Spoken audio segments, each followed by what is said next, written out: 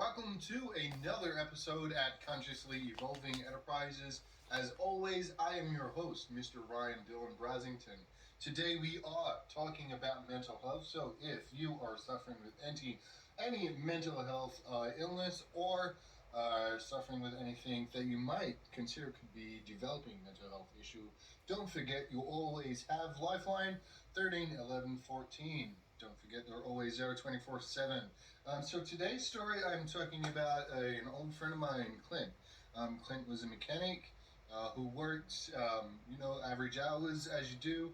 And I shared a flat with Clint down at Canton Beach. Clint unfortunately suffered with schizophrenia. And schizophrenia is a disorder where a lot of people don't see the line between reality when they are having an episode. And generally it is only when they are having an episode that line of reality is blurred.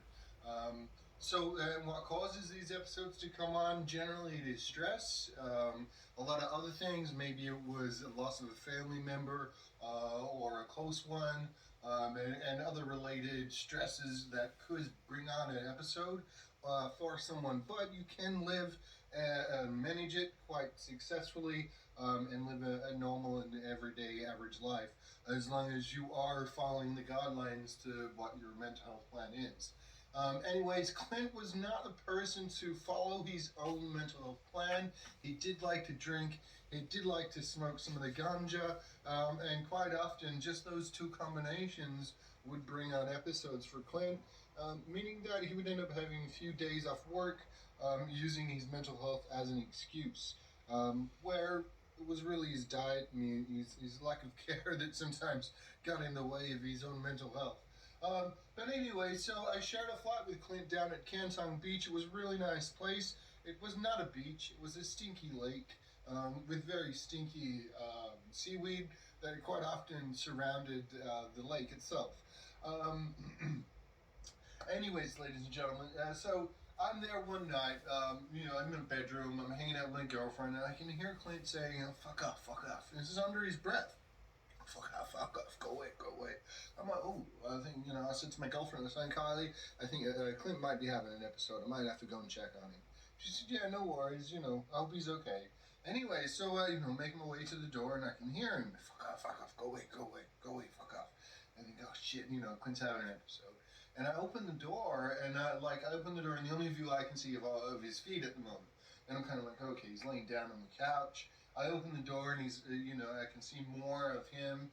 I'm going to wait, my eyes make their way up his body, and I can see his head, and, then at the end of the couch, I can see this old lady. She's dressed in a white nightgown.